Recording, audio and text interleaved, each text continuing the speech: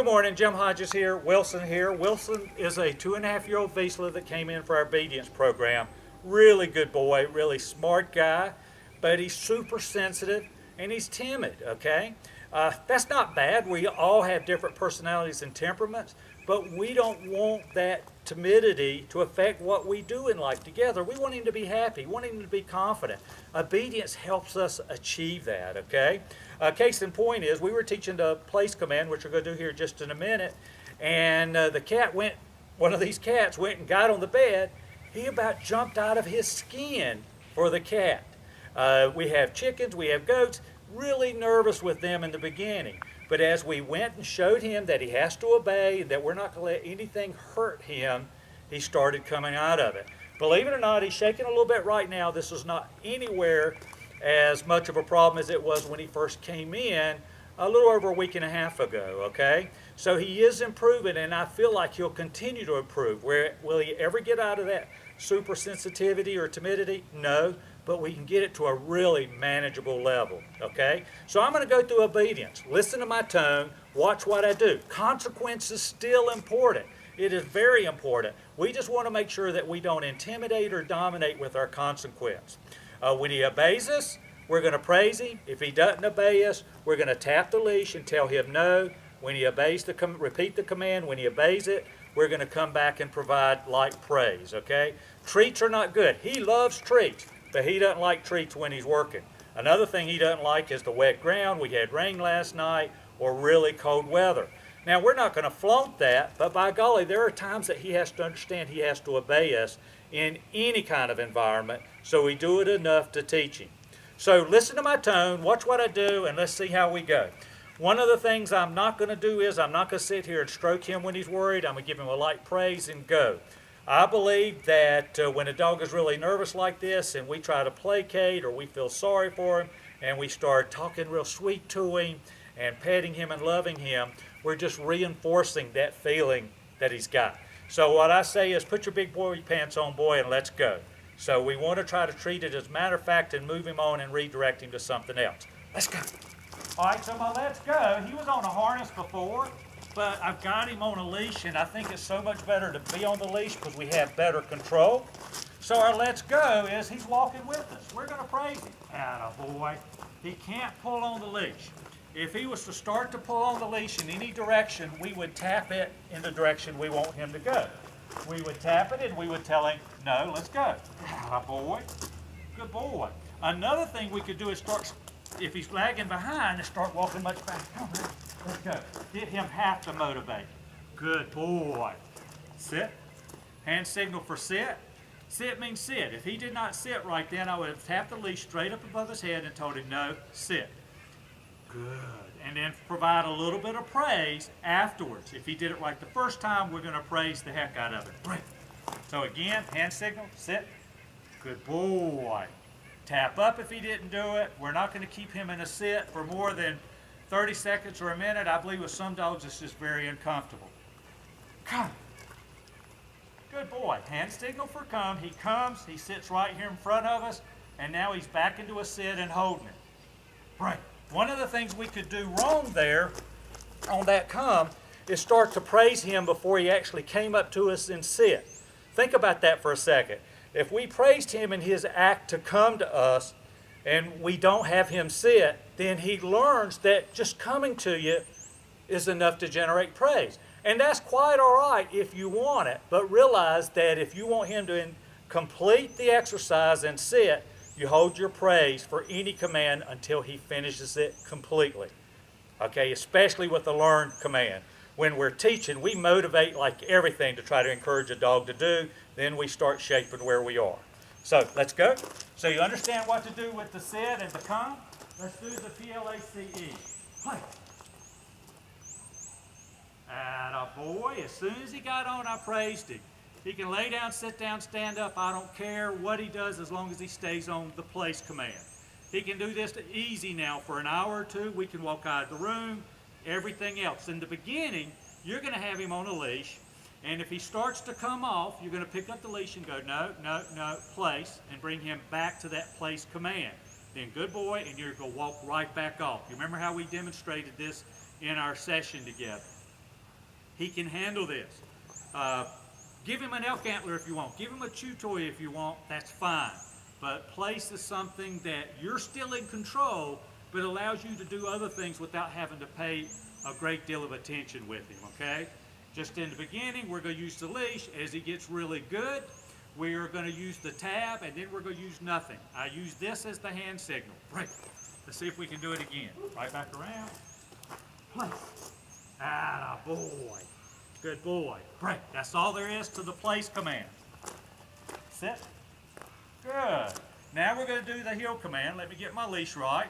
Heel is where we got our dog in a box, imaginary box beside us. And when we walk, our job is to keep him in this box. His job is to stay in this box. If we stop, he sits automatically and holds it, just like with the come or with the sit, until we release him. Here's the hand signal. Heel. Stop. Good boy. Heel. Turn around. Wait till he's back in the box. We stop. Atta boy. And step off. He checked himself. Did you see that? Good boy. He's learning. He learned to hold it. Even though I kept moving on, he's concentrating on what we're doing. Fantastic. Break. When I break a dog, I always step back from them. When they come to me, I praise and pet them. Sit. Good boy. See how I stepped out? Hand signal for DOWN. Down.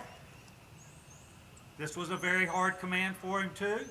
Dogs, when you give them the down, they're in submission mode, and sometimes they like to balk at it, especially if the ground's a little bit wet. He's done a wonderful job. I didn't praise him as soon as he laid down, which I should have done, but now he's in that down. We can have him sit, we can have him all the way down. Good boy. Good boy. We could do anything out of that down or any other command. So let's go. Sit.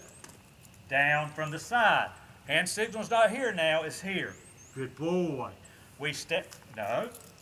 See my tap? No. Down. If he was standing up, I would have tapped towards the ground, but because he was already down, I just reached out and gave a light tap. This is the level of consequence that I use with him. It doesn't have to be heavy. Heavy is not what you're trying to get at. Consistency and touch is where we're trying to go here. Of course, if you tap the leash at a level 1/2 or level 1, and he continually doesn't do what he's supposed to do, you might want to pick up the phone and call me, but he may be telling you that you're not being consistent in what you're asking him to do, or you're not, no, down. Let's go. So we're going to turn right back around, sit, down. See how I did that? He actually moved a step or two, and I made him down, and then I came back and revisited. Took him back around, come back into the down. Anytime our dog messes up, we try to repeat it a couple of times until they get it right, at least 2 times in a row. Break, sit, down, good boy. And he's got to hold it till we release him. Another thing I do is stay. Stay means pack your bags, you're going to be there a while. Down and sit is sufficient by itself. But when I tell him stay, he doesn't have to pay a whole lot of attention to me, and he knows he's going to be there for a little bit. I also use that, as I demonstrated with you the other day, walking in and out of rooms. I can tell him to stay with that same hand motion, walk out, praise him. If he comes through, we're going to bite him back into the room, sort of like what we do with place. Okay, let's go. So the next thing we're going to do is teach him to load up. The load up is for furniture and for automobiles. Load up. Atta boy, good boy. When we're loading him into a car or truck, we tell him good boy, we tell him to place, and he can stay in that area. If he starts to try to get up in the front seat, we would tap back and tell him no place. Inside, I know you don't mind him on the furniture, and I don't have a problem with it as long as you're the leader. But when we tell him to come up and get on the furniture, if we command him to, we command him to get up. Good boy. If it doesn't matter, then it's just a break out of it, okay? I don't mind a dog getting on furniture, again, as long as you're the leader. You want to be the leader because you don't want him testing you, because he's elevating himself in the pack when that happens, okay? Same with jumping. If you want him to jump on you, I have no problems, but we're not going to fix with other people coming over unless we practice and do the repetitions. Of course, when you came over the other day, he didn't try to jump on you because he knew I was going to be ready, no matter, and he was very excited. I was going to bite him if he started to jump. He didn't, so what do? We praised him. But if I'd have seen that I thought he was getting ready to jump, immediately I would have tapped the leash and told him, no, good boy, and then praise. And then we would do this. Repetition is how we stop a dog from jumping. Repetition is how we teach him that when he doesn't jump, we're happy and we're going to praise him. In a situation like that, a treat will probably work real well. At the end of the day, this guy's really good. He's really smart. Don't allow his environment and his